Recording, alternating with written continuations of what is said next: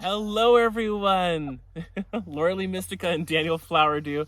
So, yeah, find our information below in the definition box. We got some... We're ready to ride. And we're laughing today, like a lot, because we need to. And first of all, we're going to talk about how... the miscommunication. The Dark Lords are really on our tails lately in keeping us miscommunicating and at each other's throats. Yeah. Like we've It's had been really... like 5 or 6 like 5 or 6 really big ones. Yeah, We're in the like... last 48 hours. It's like I'm like, what the heck? Yeah, so you know, I come out here to help sometimes, and you know, the moss was taken off the roof, and Laura Lee said that, and I was like, oh, okay, so you want me to sweep that up? So I was out there moving all of it, and she's like, oh, well, you know, that's fine, but this, you know, okay. Well, so I said, we need to pick up the sticks. And so I'm thinking, just pick up sticks. But then before that, we had been cleaning the dragon garden, and we were sweeping it. We were cleaning it, okay? So he's thinking, pick up sticks means clean it really good, okay? So all this moss that we had taken off the roof, I had put it in front in the garden, and and it started to grow. Leveled it all out so it was all smooth. It was and beautiful. yeah. Okay. And when I said pick up sticks, apparently all I heard was, oh, we're gonna clean all of this. Clean all the sticks, and not pick up sticks. Yeah, and it was around dinner time, and Laura Lee was like, oh, we'll deal with all of that tomorrow. And since I was waiting, you know, I felt bad because for most of the time I've been up here this time, I just haven't been really helping. So I was like, okay, I'll get this out of the way, and then that way it's done. I'm gonna be the star performer now. I'm gonna sweep up. I'm gonna get all this gathered up and rake it up and get it in piles. And, you know, the key is, as well, is that with all this miscommunication, we've been laughing about it. You know, she came out and she looked and I was like, oh, well, that's not what I meant, but okay. You know? I didn't really mean for you to, like, those piles back there are okay, but this moss thing, yeah, I actually wanted the moss there, but, you know. Yeah, but, well, you know, we'll fix it. Deal with it. Yeah. It was like, well, I thought you meant, and I'm like, okay, I can see how you thought that, and I hadn't finished explaining. Yes, we got this stuff off the roof, but we want to keep it there because it's pretty. Yep, and then literally 5 minutes before we started, she was out there, hey, do you have my clipboard? Nope, because I thought that she meant another clipboard that had all of our notes. And then she came out here and was like, oh, you do? It's like, oh, I do. So I made this one. Okay, this is my clipboard.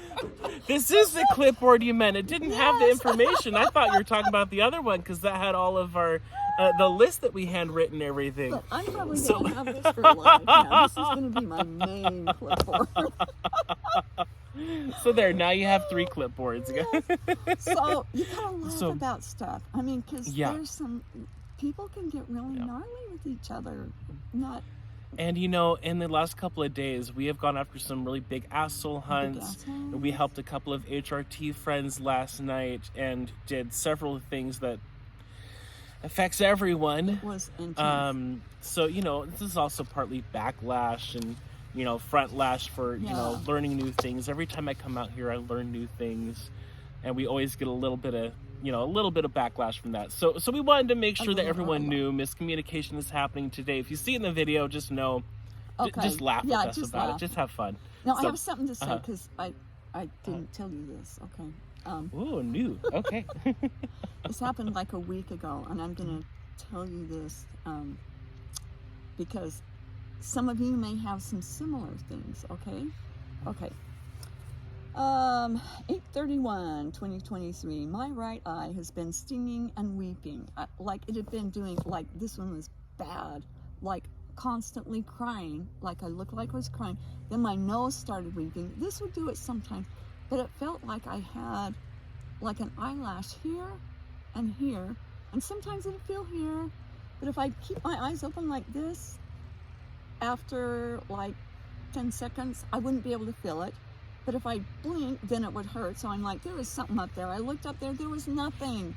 Nothing here. Okay. But you have to blink because it all gets dried up. And you have to blink. Well, I was drinking so much water because I was dehydrated from from my eyes and my nose ring. My nose, I would blow my nose like every 2 to 3 minutes.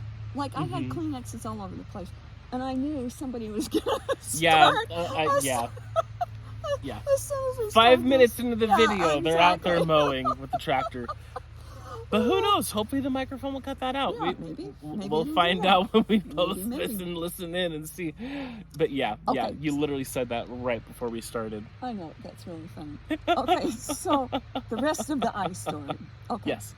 So then I asked him for help. I said, I don't know what's going on, but this is just bad, and I don't know what to do. And he first found a psychic metallic thread that went from my eye down through my nervous system down to my feet. Now, if there's anything, you can step in if I'm not telling this right.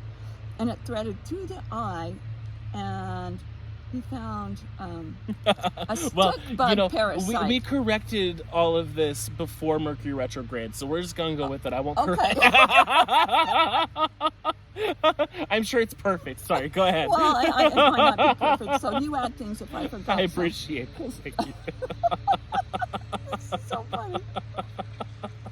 We finally got some brand new neighbors that we were so thrilled about, and we're still thrilled about it, but it's just funny. It is, literally right after we started, yeah. Okay. Great guy, though. So, threaded through my eye, and then we found a stick bug parasite feeding on my psychic abilities. And I'm like, those little buggers, I need those. And both of them had no bosses. And you said, we had taken the bosses out. And then we said, Suemah, do you want to tell them who Suemah is? Pretty much my main guide. We'll keep it at that for now. I thought she had something to do with mushrooms or something. I thought it had. A lot of different things, but I'm just going to stick to my main guide for now. It's my personal guide. Yeah, okay. Yeah. Gave him purple healing goop, and he squished it on my eyeball and going into the tear ducts and watched it through the nerve tract to the base of the skull. He did clearing work along the optic nerve, and I was getting it should ease up in a few hours. Okay, it's been 3 hours now, and it still hurts. I'm blowing my nose every 5 minutes. My right eye hurts and runs. I have to keep drinking lots of water and going to the bathroom. I tried cleaning it with a wet Kleenex and can't because my eyelashes are so slippery. I couldn't pull them out to clean because my eyelashes were so slippery. I didn't have any makeup on, so I have slippery eyelashes without makeup. I didn't know that. I never pulled my eyelashes. Learned something. Okay. I can't hold the right eyelid for very long. If my eye is open, I can move it around with no pain, but if it closes, it hurts. At night, I went to bed downstairs on the mattress instead of out in my cabin, because I knew I was going to be running to the bathroom a lot, and I didn't want to have to run from the cabin. My nose and eye were running horribly. I was worried it would get worse. I went to bed at midnight and did not get on the Novorex vibration machine. I just wanted to lay still and heal. I'm just like, oh, please heal. Please work. Okay, next day.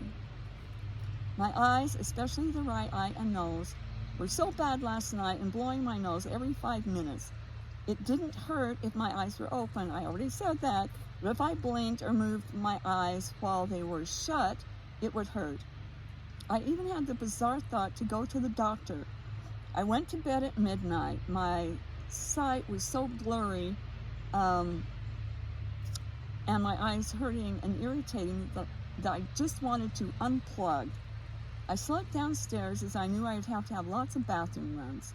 From midnight to 7:30, there were 4, including the midnight one. And that's so, I mean, that's a lot. I can go, 7 hours and no problem. Okay. Well, normally the body wants to sleep. So unless the body needs to get rid of something, it normally won't wake you up like that unless you're being messed with. Or but yeah, the body wants to sleep. So 4 times in one night. That was a lot. Okay, when I woke up, I hesitated to move my eyes around, but when I did, it didn't hurt. It's 9:30 a.m. and it still does not hurt, but my eyes are a little droopy and blurry, but I can handle that. I will keep updating throughout the day. It is now midnight and my eyes were great all day. There is a little small itch in the right eye, but not that bad. Daniel's magic is amazing. I am so grateful for that. That was bad. It just kind of kept getting worse and worse and worse, and I kept getting it was mostly weird shit, and I'd look in my eyes like, okay, now it could be something normal, and it was so not normal. No. Well, and I'm very glad I was able to help you with all the things you've done in the past to help me and, help me get the rocks and eggs and teaching me, these techniques and everything. I'm very glad I was able to help you. This was off the charts. It was, so I just want to thank him publicly, because I would be a basket case without Daniel doing that. I would be like so bad. So I'm glad it helped. So very glad. Okay. Very glad. Okay, now on to our next. So we have some very interesting updates here. But yeah, going back onto the sleeping, there have been a lot of people getting messed with lately. More abductions lately, more, just funky dreams, very vivid dreams. And scaring people, and people walking around in your room. Like feeling presences everywhere, and you're like, okay, if I close one eye, do I have to keep the other one open all night? And just know that when that does happen, it can be a little unsettling, but then if you try to remember that you've got the rocks and the eggs, that you can handle it. I had a night, actually this happened like 2 or 3 nights in a row, where I woke up in the middle of the night, something woke me up, I had to go to the bathroom, went back to my room, and I felt something standing at the foot of my bed, watching me, waiting for me to go to sleep.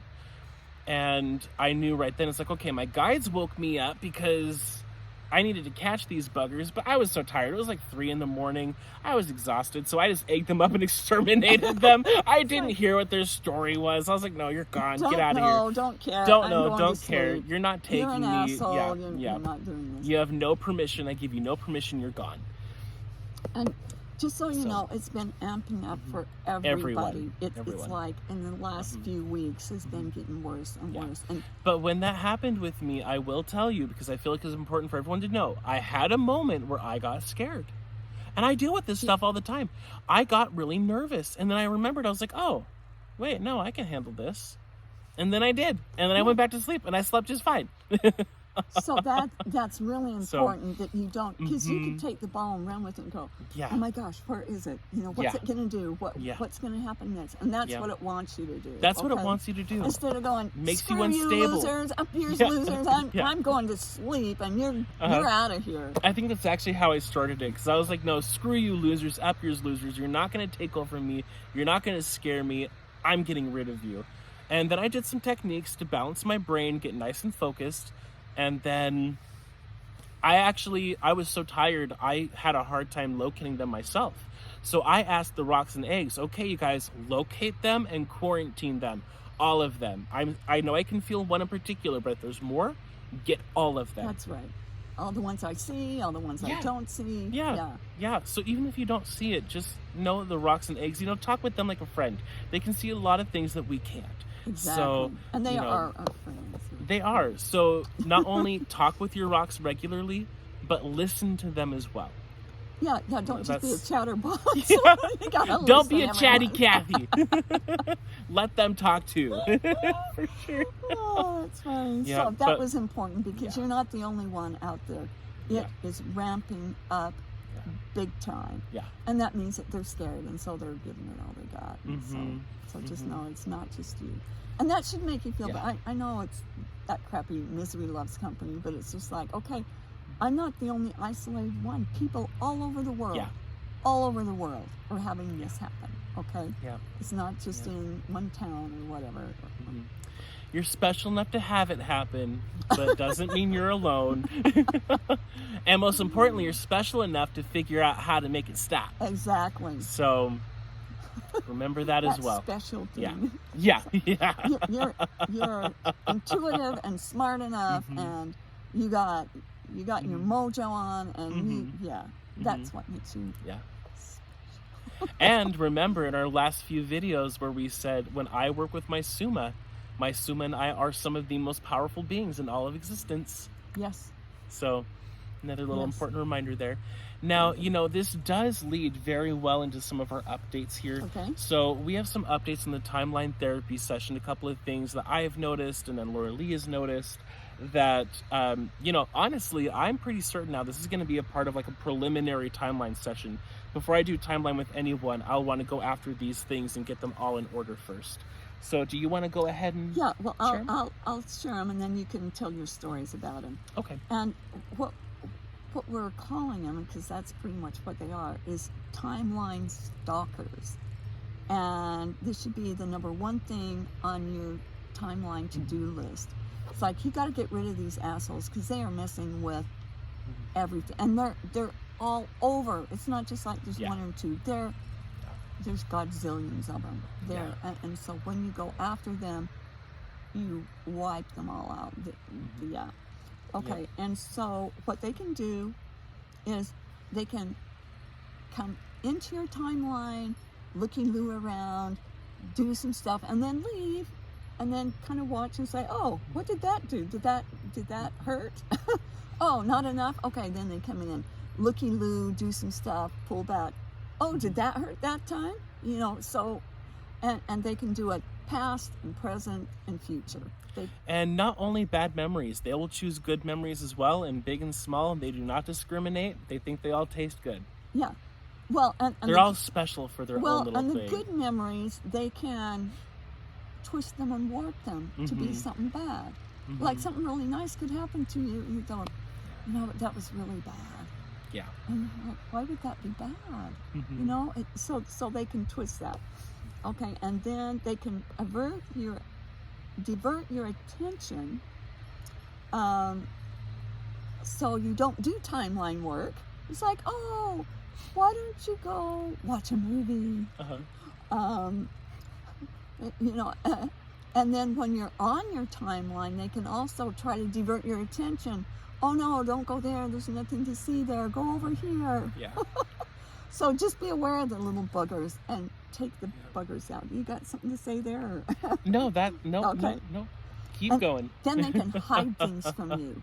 You're looking for specific things, and they're just like, hiding it. Again, look over here.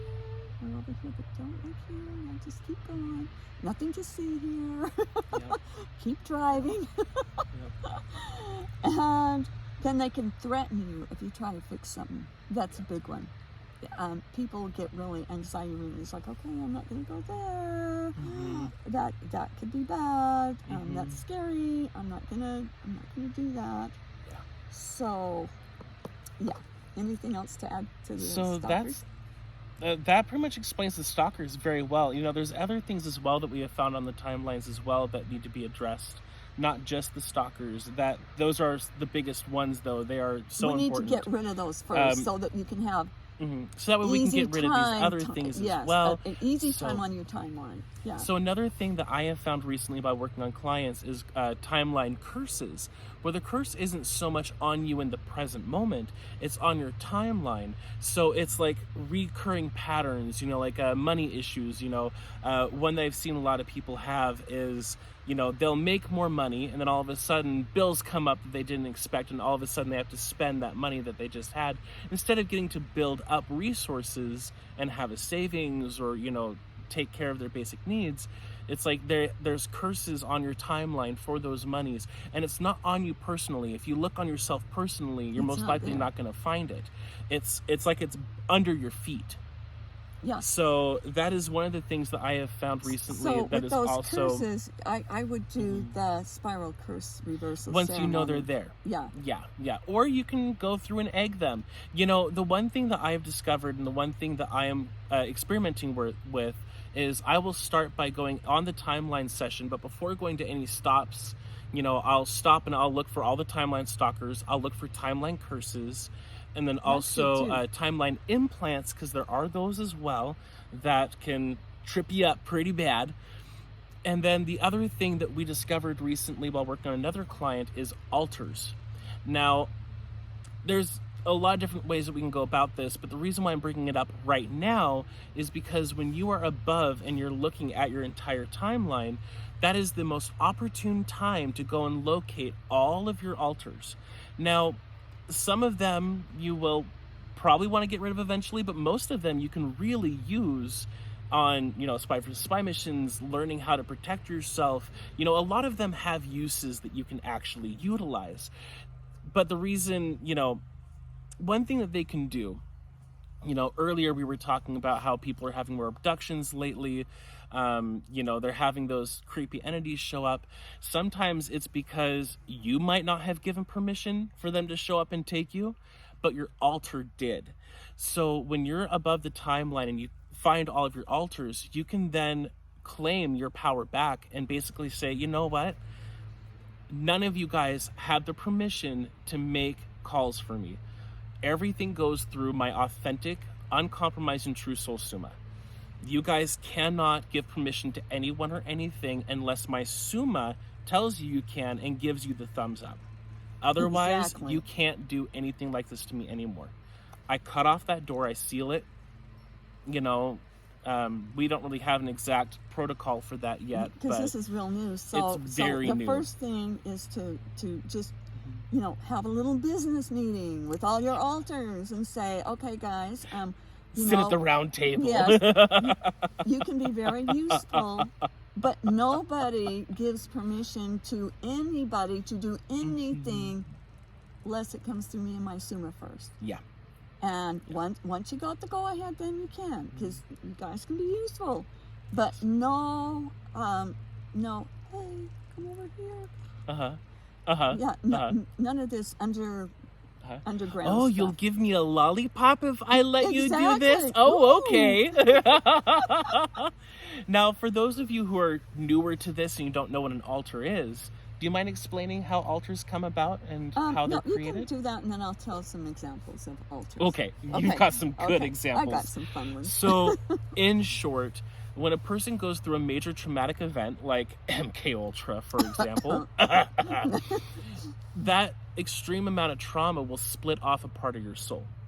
Now, that part of your soul could also have its own personality, right? Now, these personalities can then be trained to do certain jobs. Like, some of them can be spies. Some of them are hookers. Some of them are, you know, mathematicians, scientists, accountants. You know, some of them are just janitors. You know, some of them like to clean stuff up. You know, they all, it's almost like a broader perspective of like a multiple personality syndrome. But this is something that everyone has to one degree or another, or most people have. So, you know, these altars are literally alter egos created by trauma-based mind control. That is, I think, the easiest way that I can explain it.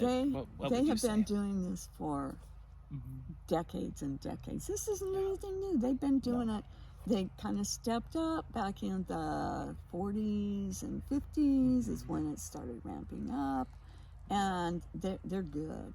I mean, they're really good at it. And they have huge facilities to do this.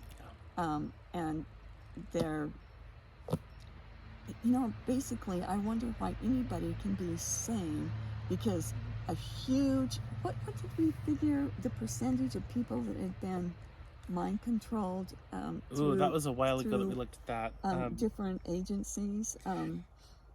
It was almost everyone. I think it was like 98%. It was like, or more. It's like the only 90. people who weren't were the people who were Aborigine or like, you know, completely Exactly. cut off from society. And some are more than others. So, Yeah. But like the almost people in New everybody. York, oh, they're big city folk. They got that one. Corporate workers, you know, people who are stuck in the corporate world. Yeah. Yeah, there's a little bit of trauma-based mind control through all that. That's for sure. But if you've been through any sort of secret space program, or if you're an Indigo, you most likely have alters. And it could be from parents or relatives or friends, you know. Maybe it's not government run, but there could be someone doing that to you because they were mind controlled. Yeah. And so it just comes from all sources. Yeah. So but I feel like trauma needs to be involved in order for the alter to take place. I don't think there's any other way to do it. No. Either physical trauma, emotional trauma, you know, mental, you know, basically making you believe things that aren't true about yourself too. I mean, that's also a huge form of trauma, and that's prevalent in today's society. So It's yeah. So what fun example would you like to share of an alter? We got a couple of them. When Amika was alive and working with me, we went to a concert, and she had a guy she kind of liked that lived here, and so they kind of went off, and I was kind of in the back, and they were up in front by where the band was, and I'm like, what the hell? And she was just hanging on him. She was chewing gum. Now she chewed gum sometimes with this and just hanging on him and hugging him and Valley Girl chewing. Like I can feel Amika getting kind of angry at that one. Well, you can't deny it. You're from there. Yeah. And I'm just watching this, and her boyfriend was like, "Oh, okay," you know. And she was just like all over him, and I'm like, "Oh my gosh!" So after I came back, I said, "What was that about?" She said, I don't know. She didn't know. It was, she probably didn't even remember.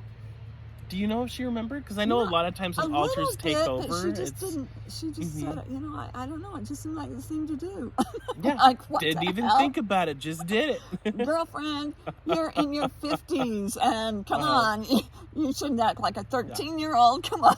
Yeah. Oh, one thing I'm hearing real quick to remind people is that when you do this work with the timeline therapy, you know, the stalkers and everything, either do it through us or really, really be thorough on the peripheral energy protocols, because this is gonna. I wouldn't. I would definitely do it with one of us, because having somebody that had been through many that well, knows and the what thing to is do. that even if you've done a lot of timelines, if you haven't gone after these stalkers and everything, they're still there. So, you know, go through one of us we could easily do all that, and you know, depending on what a person has, 15 to 30 minutes max, going through and just getting rid of the stalkers and everything. Yeah, stalkers, curses, implants. Well, you know, and depending. Everything that could be a lot of stuff. It could be, but anyway, just think of that. Dent. Be careful, because especially if you've been in one of these agencies or programs,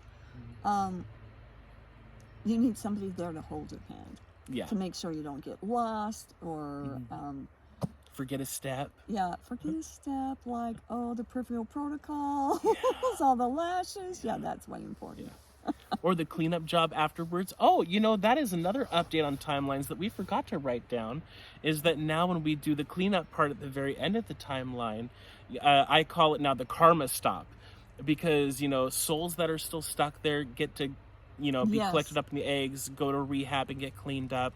Any ass soul there, you know, they get the karma that's due to them, either if it's if they were being a puppet and something was doing it through them, and they, you know, they get the karma that's right for them. Okay, we leave that up to the rocks and eggs to decide. We don't have to do any of So, that. No, that's really good, because when you're cleaning things up, maybe your cat was there, or your dog, or your bird, and maybe an evil relative was there, and they need to get their karma. You know, if they were abusing one of your animals or something, that person needs their karma. And remember what the emperor said on Cryogenetics' book on the front cover? He said, it is, unethical and, I can't remember, improper to exterminate even if some entity was exterminated without first giving them their karma. He said it was not, not fair to the benevolent people. Yeah, so what we're going to do, since neither of us can really remember we'll copy and post it on the description box so you guys can see it in there. I've read it a million times. Yeah. I don't know why. Yeah. It's on the back cover. Yeah, it's like, something like that, though. It's like, it's not correct to get rid of them without giving them the karma first. Yes. They need their karma first. But yeah, we'll post the actual quote below. Yeah. And, karma also in the form of a lesson. I've had people where in their timeline they found, their relative at the time was also working through their own trauma. So instead of them getting, a cosmic 2x4 to the head, they had this little classroom set up where the client's dragon came through and was like, hey, okay, this is where you messed up. This is the core of what's happening here. This is what you need to fix. They'll get a little lesson time. They'll learn what they need to learn from it. So the cleanup part it's amazing. Really, and I've seen people, like, their entire families change after doing a timeline because of that. Exactly, because you're helping that person. It's like, okay, give them their karma so they can go to the next step and not keep wallowing in being an asshole, when that's not where you're supposed to go. And what's funny is we both had that on our radar at the same time. I discovered it by working on a client, and then you did as well by working on a client. And then we talked, a day or two after that, and we were like, no way, we had the same experience. Okay, we're making this a part of it. So while we're on that, I just forgot. Another key to the miscommunication, yes. Oh, we're going to blame Mercury retrograde as well as the... it was the holes. Our eggs, our eggs have been doing very, very interesting things. Very interesting. One time I was doing a tea strainer. As I was coming up, it was like teetering like this and like not going very far. And I'm like, are you okay? Are you having problems there? And it just kind of keeps doing this. And then kind of over here, I'm like, okay. So I just went with that, and then later I checked to see if it was okay, and it was. And then tell them what you saw. Or what happened to your friend. one of our mutual friends contacted me, and she was like, I was egging myself one night, and the eggs were showing themselves with holes all over the place, and I knew it was symbolic. And she asked the eggs what it was trying to show, and it was literally weak points in her life, things where infiltrators can come in and mess with her. And so she was like, okay, I want you to show me, show me throughout the day, the next few days, show me these weak points and show me what I need to do to fix them. Well, that next day, it turns out that, I forgot if it was an attorney or an insurance group, but her representative gave it to her daughter, to the representative's daughter, who is a recovering alcoholic. And it's like, okay, that's the first one. We get rid of her. She also had someone on her team that was kind of being selfish, had some issues that they didn't really want to share with other people, and made everyone very uncomfortable. And so she was able to see that, and she got the confirmation she needed to get rid of that person. And then now a family member showed up out of the blue that's now, And so all of trying those to little steal holes, everything Yeah. from everybody. Yeah, from steal everyone. the family, everything. yeah, the family's inheritance, and you Yeah. know, it's and they're trying to keep it for themselves. And it's funny because they're the oldest people in the family, and they don't want any of the younger generations to have it. So None it's of like, them youngins get it. None of the youngins get it. Even so though it's like, the what are you gonna youngins do are with it? like in their Yeah. 50s, you know. Yeah, seriously. So, but the eggs were showing her that, you know, she was open to letting the eggs represent as they wanted to, and so the eggs were able to symbolically communicate with her and be like, oh, hey, yeah, this is what you've got going on, and in order to really protect yourself, we want you to be aware of these situations so you can fix them and not get hurt by them. And, you know, That's all she had to do awesome. was just ask, okay, show me. And then throughout the next couple of days, she was shown. That's amazing. Yeah. So, Yeah. so if you see weird stuff going on with Yeah. your egg, sit back. Don't go, oh my gosh, how horrible. Say, okay, explain this to me. Yeah. Yeah. Because if you ask for original, authentic, uncorrupted, upgraded cryogenetics badass egg, it's gonna be a good one. It's gonna be a good gonna be one. a good So egg. yeah. So it's like, okay, eggs, am I being messed with, or are you trying to show me something Yes, here? Exactly. And exactly. yeah, you'll figure it out. That's You'll very figure good. it out. And if you can't, then Yeah. there's people who can help with that. Oh, the second story. The second Yes. This is very interesting. And this was kind of a little bit of everything, because one of our things we're going to try to explain is the difference between an altar, a shove-in, and an indigo walk-in. An indigo walk out. Yes. Yeah. Yeah. Right. Yeah. Yeah. When the indigo leaves the physical body, it was like, and that oh, okay. is happening a lot lately. Yeah. It's really sad. Like, people you know and love, and all of a sudden they're like a stellar asshole. And this happened just recently. I'm like, okay. With someone that we all respected, and someone that we all, you know, saw as very high integrity. And you know, I'm looking, I'm like, and the okay, indigo left. spirit trap. Must be in a spirit trap. Some asshole took over, and this one's in a spirit trap. And I found out, no, he The actually indigo left. just left. Yeah. He left, Yeah. and he's like, I can't do that anymore. I'm like, okay. Now, altars, shove-ins, and indigo walk-outs, you know, Yes. instead of them coming into the body, they're Yeah, walking out. they're- They all can mess with people big time. And, you know, in a lot of ways, they look very similar. And sometimes this conglomeration of them happening at the same it's time to all really of make the things above. worse. Exactly. So, yeah, sorry. So go ahead. Oh, okay. Go ahead. No, Yeah. so that's good, because Sorry for interrupting. it's happening a lot. Okay, people that you've known for a long time and respected, and then they just get real squirrely. So look for all of these. You know, sometimes it is a shove-in. You take the shove-in out, and everything's fine. The indigo walkouts I'm seeing it quite a bit.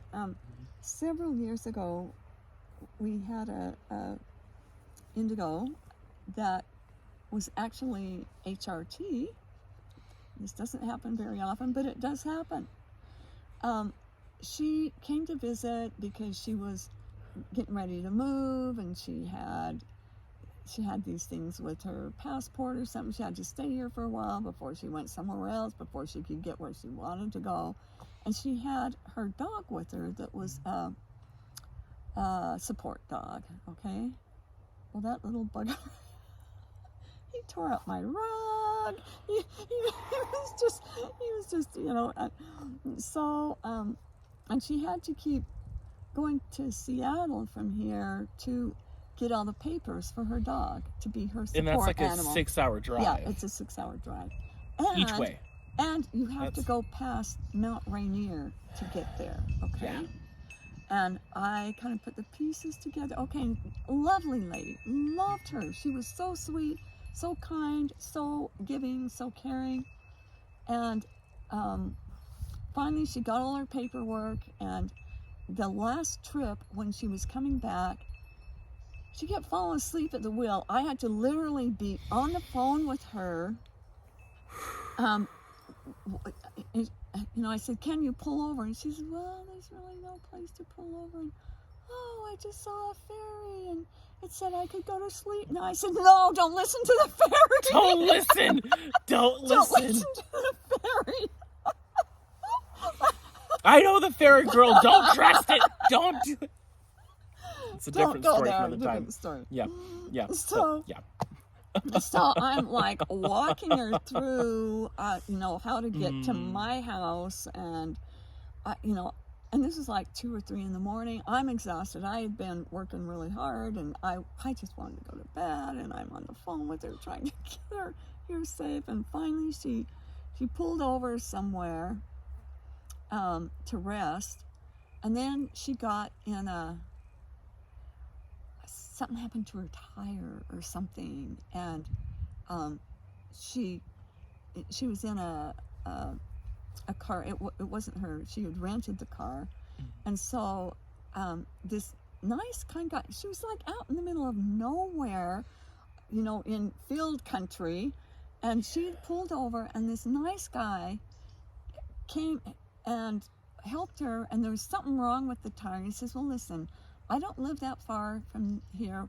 Why don't I take it to my shop, and we'll get it fixed up, and we'll get you back on the road. Nice guy. And I talked to him, I wanted to make sure he was good, and I found out we had some history together. Not me and him, but yeah, our ancestors came from the same. He was a Mormon, okay? And so, not that all Mormons are nice, but most of them are. So, and not all Mormons are related. So, not all Mormons are related. Sorry. So yeah, I talked with him, and he really helped her. He was very concerned to make sure that she got to my house okay. And so I thought, this is just a stellar person. She could have gotten some asshole that tried to knife her or something. I don't know. Out on that road, there's no cell phone service, even to this day. There are spots really where it's completely blanked out, and you're far away from town. She was... He could have been a cannibal. She was lucky to have him. So yeah. So she gets here, and then she has to go back to hop a plane, because her plane took off in Seattle, and so she had to take her car back. And the last I heard from her, I had her follow me to get to the freeway, so she knew where to go, and I gave her a hug and good journey, and she was off.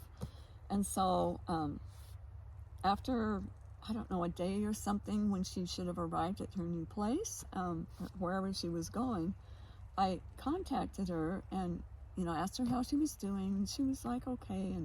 And then, was it the next day? No, it was that day. I said, and Michael, or whatever his name was also concerned about you, and he was wondering how you were doing too, and if you could drop him a note and let him know that you're doing good. And she said, I don't have to do anything. I don't owe him anything. No, I'm not going to do that. I'm like, what? She says, I owe him nothing, and I am not writing to him. I'm like, okay, well, I'll tell him you got there okay then. She was like a different person. And I had a couple more emails, and finally she says, I'm not talking to you anymore. I'm like, alrighty then. A little less drama in my life. Okay, bye. It's okay. We just kind of helped her from getting killed several times. Okay, have a nice life. And then I was getting that something happened when she went past Mount Rainier. And there was some alien something that kind of took over. And when it did, her Indigo HRT left.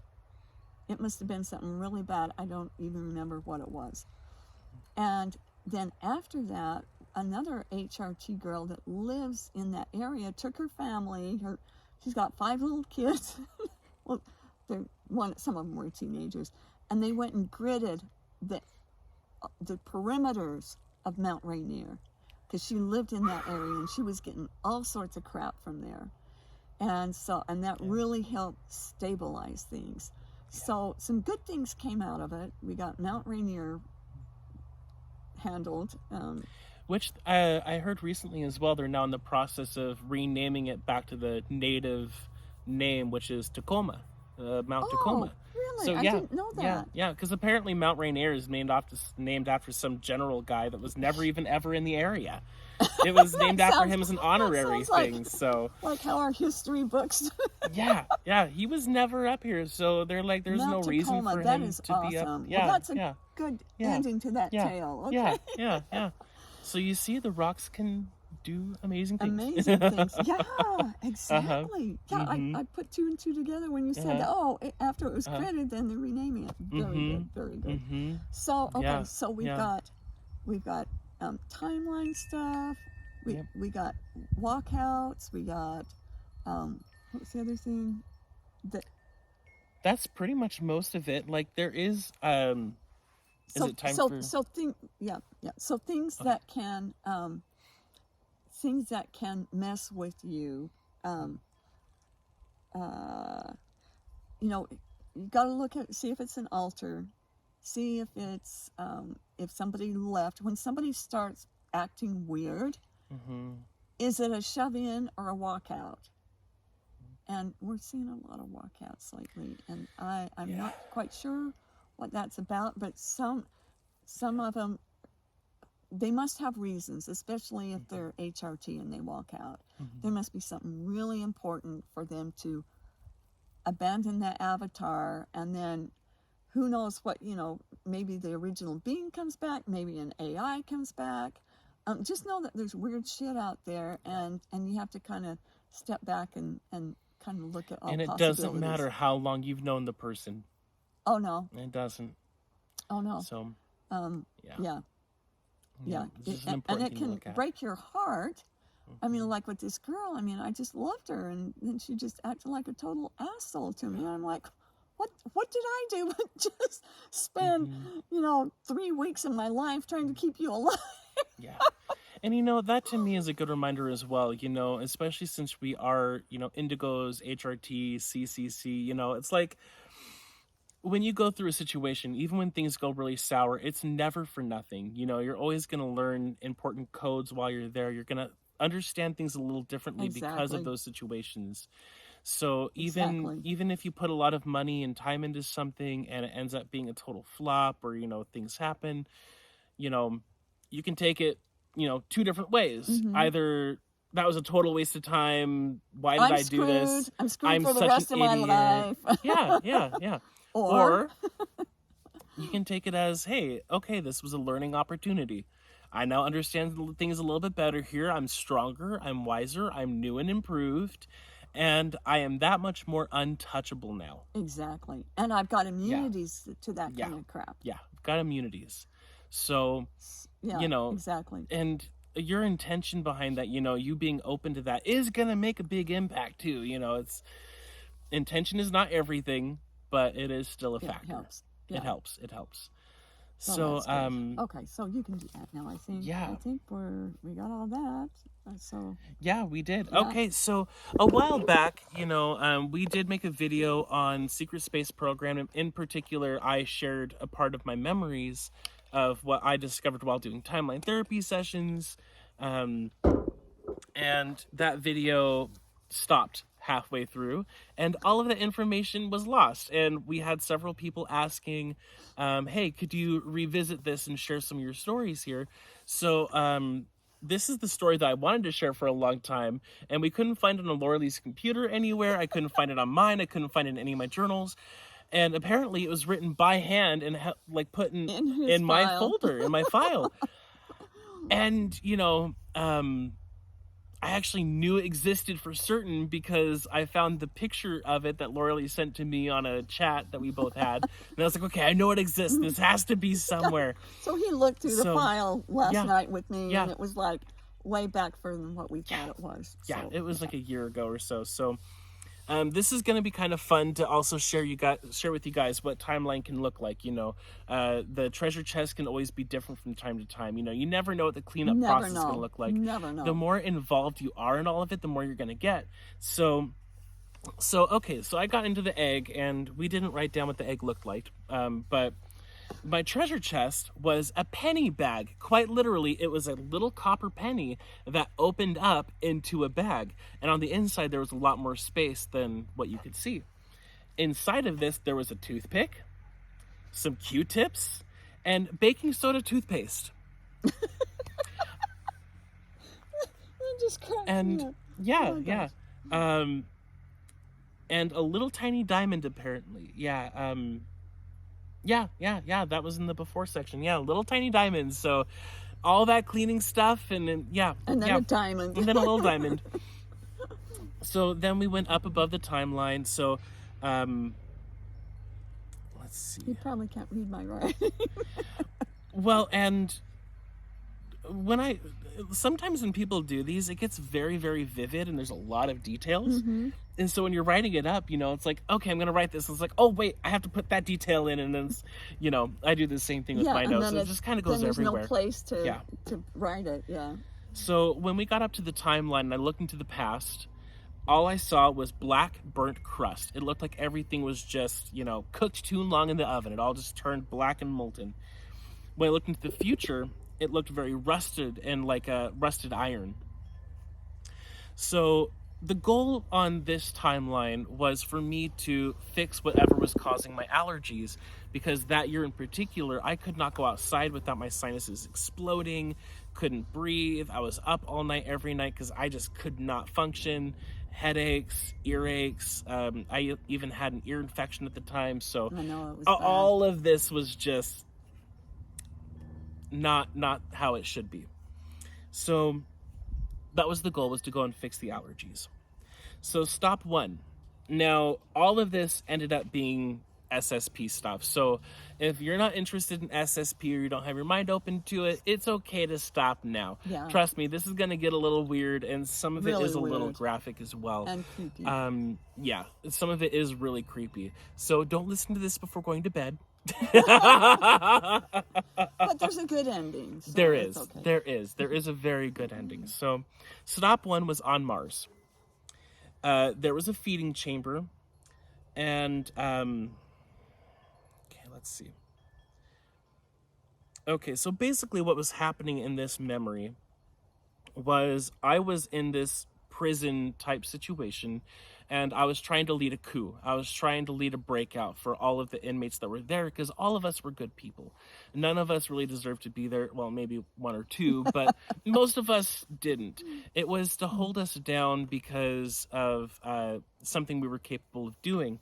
So because of this coup that I tried to lead, they ended up taking me aside, and they put all of my dearest friends, the people that were co-leading with me, and they put them in this big arena.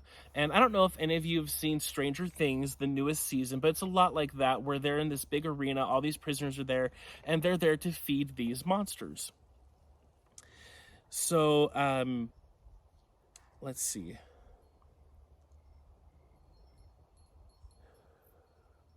So yeah, I knew most of the people that were in there. They were all friends. And, in this timeline session, I started to smell burning flesh. And I started to look back down there, and it was like, oh, they had to... And this is where it gets really graphic, okay? So... Just say it. Just saying, it does get better. But Yeah. this is pretty graphic, okay? SSP stuff, it's It's traumatizing. hideous. It is It's very traumatizing. hideous. It's hideous. And this is why you need to have someone guide you through it when you do this, Exactly. because this can be And messy. you never, ever, ever go down into the situation. You're always up here watching in your little In the little egg. transport egg. Yeah. While your Suma and your helpers go down and fix it. Never you do never you get go out. in there. Okay. Yeah. Never get out. Okay. Okay. So while I was up there, I saw all this fire, started to smell burning flesh. Like literally, as I was up in that little egg, I started to smell burning flesh. And when I looked down to see what was happening, all of my friends, all of these people were being burned alive. Not to be completely cooked, but they had to have their skin a little bit crispy to entice these aliens, these monsters. So after a while of that, the cooking and the screaming, and I was forced to watch all of it. And all of a sudden, they led me to the other side where I had to pull the lever. They said, basically, either you can sit here and watch your friends continue to burn alive, or you can pull the lever, let these monsters out to brutally eat them, and at least then they'll be free of suffering. So What a decision. what a decision. I really didn't have a choice. So I was forced to pull the lever, and this opened the gate. Okay, and then let me skip down a little bit.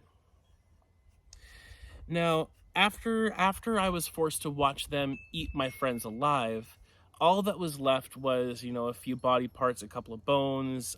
There was one head that was left, not just the skull, but, neck up. And they basically put me in solitary confinement with this head. They were like, oh, hey, this is your friend, right? Why don't you just have a little company in here? Someone you can talk to. Two heads are better than one. So, I was sitting here. I had to look at this while flies were eating their eyes. And I'm seeing all of this while I'm up in the little egg.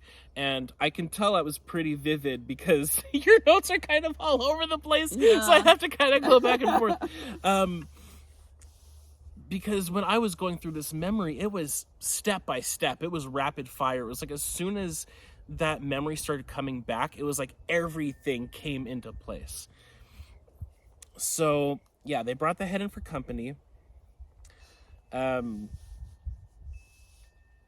So another part of the reason why we were in there is because, why we were in this prison cell to begin with, is that I was on, I guess, kind of on trial, you could say, for stealing an artifact that was made from home that they stole that was able to help bring in purity here.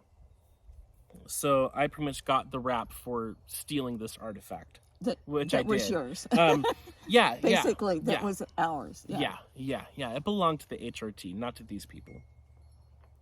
So then I had, after I had all of these details come in, I was furious. I was up in my little egg, and, I was still able to be detached from it and be like, okay, this is the story. But when a movie gets really good, there is still that factor of being drawn in and being at the edge of your seat. It's like, okay, what are we going to do next?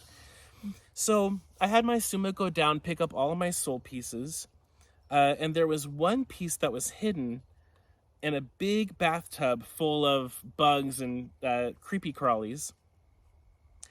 So, when you have your Suemah go down, it really does help to watch where they're going for all of it. Is it stuck in the carpet? Is it stuck in a rug? Is it stuck on the wall? Is it literally glued onto something? Is it hiding behind glass? Watch where your Suemah takes you, because it adds into the healing you get from it too, and it really brings you into it. So after I got all of that cleaned up, got all my pieces brought together, part of the cleaning process was they were using magnetic, it just says process magnetic plasma, etc. So let me see if I can remember. They were going through multiple steps of cleaning it. Okay, yeah. So the first process was magnetic. They used magnets to pull out certain things, to rearrange the pieces.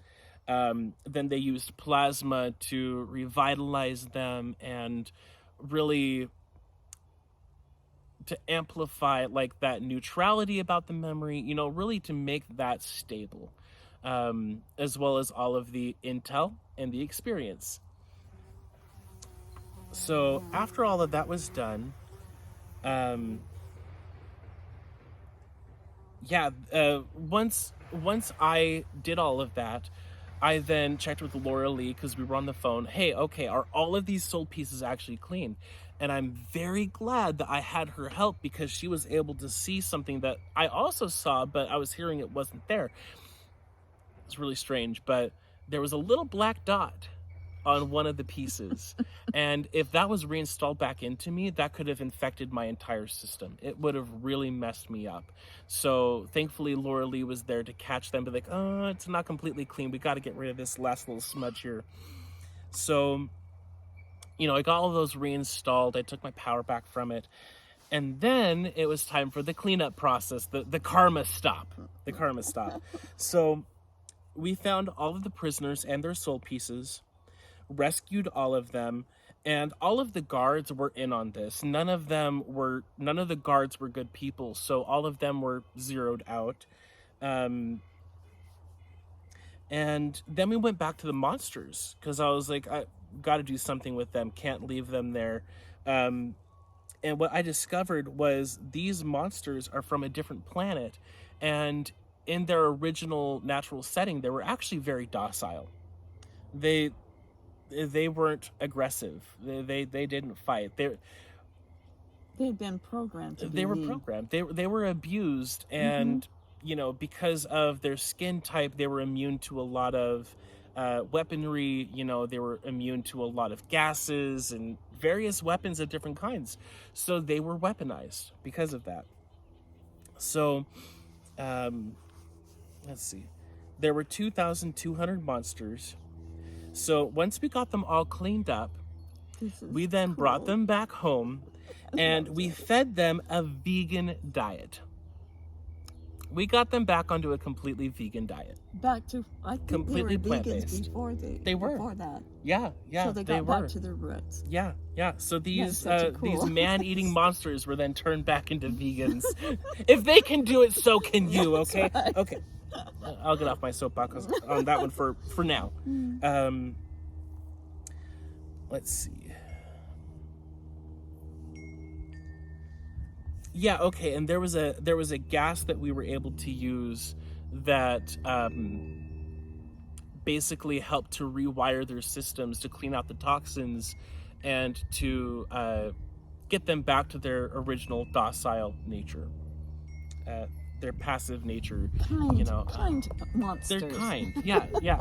So the last time I checked in on them, they were all still happily eating carrots. Oh, and that reminds me, okay, so one of the ways that we got them into eating a vegan diet was I made like a snowman, basically, right? I used like a squash head, carrot nose. I don't remember what roots we used for the body, but you know, we basically made a person look-alike out of vegetables, heated it up, got it nice and tasty, seasoned it up, and gave it to them, and they ate it happily. And that's where the gas was and everything that helped to clear them up. That's awesome. It wasn't the fiber in the plants making them gassy. It was That's funny. The so gas came first. that was stop one. Yeah. So, you know, it's hopefully hearing that will remind you why it's important to have help going through this. And then there was a second stop. This one's a little shorter, so I will share this one as well.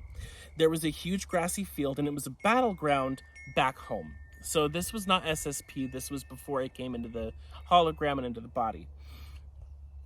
So the ass souls basically tricked me into giving pieces of my soul there. So, you know, they basically told me, oh, you know, we need your soul pieces here to, you know, make this place stable and safe and up its purity quotient. You know, they did what they could to lie to me. And these were the D-Monsters people. Yeah. So, okay. Yeah, and there were graves there at this battle site. So, you know, they had my pieces embedded all over. Okay.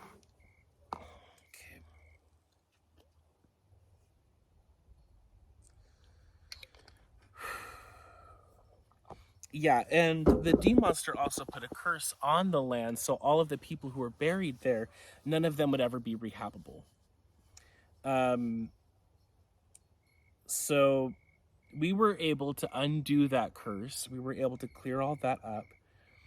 And then we were able to pull in authentic Diamond Realm purity into that area to do what they wanted my soul pieces to do, but to actually do it right and authentically. Instead and of stealing a piece of you. Yeah. So then we got it all cleaned up, got all the residue out, and I think that was it for that one.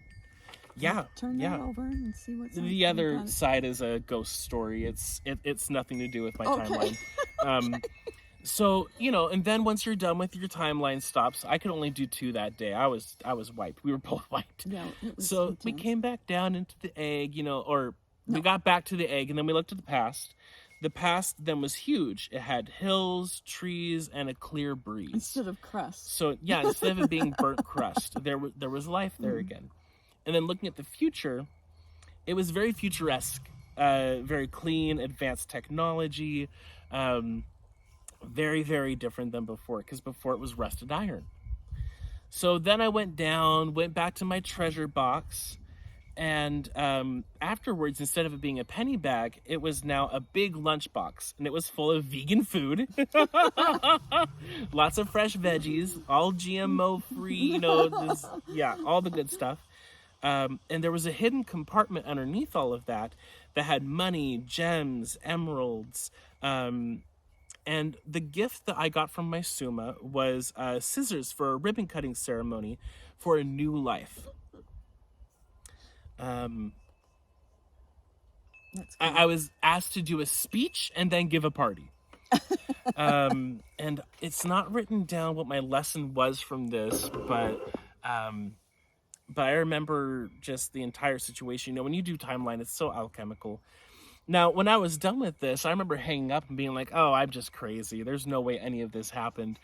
But I got neutral and I really asked myself in my Suemah, okay, was that real? What was this some sort of symbolic reference for something else that happened in my life or in a past life? Or did it really happen? And I heard it really happened. And then my Suemah was like, if it didn't happen that way, why would you get it so vividly and so succinctly? As soon as that memory opened up, it was rapid fire. It was like there was, you know, and I was getting all those smells. I was getting emotions, you know. I had the stimulus I needed to know that it was for certain what really happened. You know, and I've had other SSP memories show up during timelines where I was, you know, doing mining on some deserty planet where not only was it desert, but then underneath the sand, there was like this heavy layer of like irony rock. And it was like a huge single layer, and we had to break through that with very weak tools. You know, a lot of times people will have SSP memories of being left behind in a certain spot, or, you know, not having enough food to survive, you know, given just enough water, given just enough rest to keep them functioning. So just so you know, it's not pleasant stuff. And it really does change your perspective on life. It's like, oh, okay, so a lot of the people I know are most likely handlers to some degree, either if they know it or not, you know, or they have entities around them that are acting as handlers. You know, it got real. It got real. Yeah. Yeah. Now, I remember being a little kid. I do want to share this story. I had a dream where I lived in a big blue house. This dream was so vivid that when I woke up that next day, I went to my parents and said, you guys know you're not my real parents, right? And this isn't where I live. I live in a big blue house. Oh, it went over so well.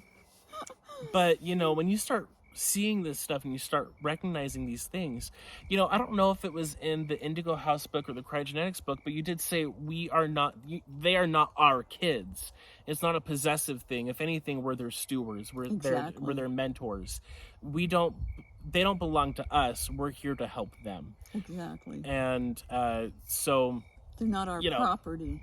Yeah. So there were a lot of things that I learned because of that dream that it's like, you know, it can be really hard to put that into something that you can use in your day-to-day life. But the more you clear out the trauma, the more you clear out the debris, the more your Suemah just naturally holds that wisdom. And it's like you get to remember it again. And then, you know, things change. Now, I've been thinking about this a lot this video, and I keep forgetting. So I'm going to say it now before I forget again. Okay. Behind us here, you see those big copper pipes? I was going to say, we got to introduce Halcyon. Yeah. So one of our HRT friends, she makes organite. so like little organite pucks, all kinds of different things. And this is an organite tool called a chem buster, and it has an actual name, which you just said, but Albion. Yep, good old Halbion. And so you can see the copper pipes, and what those do is they pull in any toxins from the air. Then at the very base, there's a big thing of crystals that are stuck together with resin that creates what's called a piezoelectric charge, which basically just means that all those crystals are crushed to the right amount to create electricity, continuously, nonstop. So all of this goes down into that, and it gets cleansed, and then it blasts off as uncorrupted Oregon energy. And there's Aurora light there too. And there's Aurora light too, Yeah, that we put underneath. We got some... because they don't like being involved in the actual organite, we put them underneath and on top, because they don't like plastic, and organite is made with resin and plastic. They don't like to be surrounded in plastic. So it's on the ground. So anything that comes through there goes through the Aurora light or the Amorisite rock, and then it's dispersed. So it's like they're working together hand in hand. Yeah. So it's got amplified. There's Halbion. Yep. And we're out in the garden. Like the actual garden, not the dragon garden, but the garden. So you can see the plants behind us, and plants over there, and plants over here, and pretty flowers behind us. We have them in kiddie pools because the pocket gophers are so bad here. They were just eating everything. I mean, a lot of trees. I mean, they are like... There was an apple tree that was pulled out of the property, 2 weeks ago or so. And when it was pulled out, it came up with a lot of ease, for one, but the roots were sharp like a spear. Literally, all the roots were gone, and it was just a really sharp, So they love it out here. They love it. Well, the thing is about these kiddie pools, and you can see it here, they can't climb up. It's too slippery. So the only thing that we have is chipmunks and things that squirrels, and then the birds. No, the gophers, not the gophers, but the ones that get on groundhogs. Groundhogs. Right? Yeah. Lots of groundhogs. Sometimes they'll come in here and munch things down, but it's doing pretty good right now. So far. Yep. So now we want to share a little body hack with you guys. Now, this is a really easy one. I've shared it with a few of my clients. It was actually an HRT that shared it with us initially, and it reminded me of something I learned in massage school with craniosacral and intraoral massage. So what you do is you get your thumbs and you wash your hands first. Okay. Are yours clean enough to get in your mouth? Probably not, but you know what? Just for a couple of seconds to show you guys, no problem. Just wipe them on here. Yeah, wipe them on the rock. Okay, now they're at least cleansed. So you use your two thumbs, and there's this bone right at the inside of your mouth, up on the top, called the palate, right? So when you press in on that, it does not take firm pressure, and only 30 seconds to a minute. If you close your eyes and you really breathe with it, you'll actually feel that bone start to shift and go back into place. So you'll have your thumbs, and you just go right up behind the teeth, and you want to go up and towards you, okay? Up and towards your throat. Correct? Yeah. It feels weird at first, but what this is going to do is it's going to open up your mouth. It's going to help with your diction when you talk. It's going to also help with any sinus issues, sight, hearing, headaches, and it's really good for TMJ as well. So that's the little body hack here. Yeah, try it. Yeah, try it out. Wash your hands first. Wash your hands. Because I didn't, and that was salty and really gross. But yeah, you just stick it up there and you hold it for a little bit. It does not have to be firm pressure. Now, if you want to look at this as like a cranial sacral tool, cranial sacral therapy, the way they say it is it's like you're holding up a nickel onto something. It doesn't take a lot of pressure. It's very, very light pressure. And just holding it there, your body will start to work with what's called the cranial sacral rhythm, which is basically the rhythm of the spinal fluid. and it'll start to open up. Now, you know, there have been people as well, they'll do this and it'll release fascia going down into their neck, and it'll actually release like neck tension. So give it a try and see what happens, you know. And it's free. And it's free. And it's you can free. do it yourself. Yeah. You don't have to have someone do it for you. Yep. Now, some people, whenever they do intraoral massage of any kind, they do like to use like a little, we call them thumb condoms, you know, little bits of plastic. Like you can just cut the thumb off of a glove or something, but you can actually buy them like this too. And that way there's no contaminants. Don't they use those to count money with and stuff? Yeah, that too. Yeah. But don't count money and then stick it in your mouth. No. Oh gosh, no. That would be worse than what I just did. Don't do it. Don't do that. So, give that body hack a try and let us know what you experience if you would like. And have fun. Yeah. So I think that's everything. We definitely went over on time for what we wanted to do. But that was good. But it was good. This has got a lot of good intel. So that's good. Yeah, all of this was important. So who knows? There's more stuff. There's a lot more weird shit than. Yeah. The roosters agree. Yeah. Lots more weird shit. More weird shit. We'll clue you in next time, okay? So you guys have an awesome day or night. We'll see you soon. Yep. Enjoy and ask us any questions that you have. Ta-ta for now. Bye-bye. And be more you. Exactly. And don't forget to count your butt feathers. That's right. All right. That's it. All right. Have a good one, everyone. Bye-bye.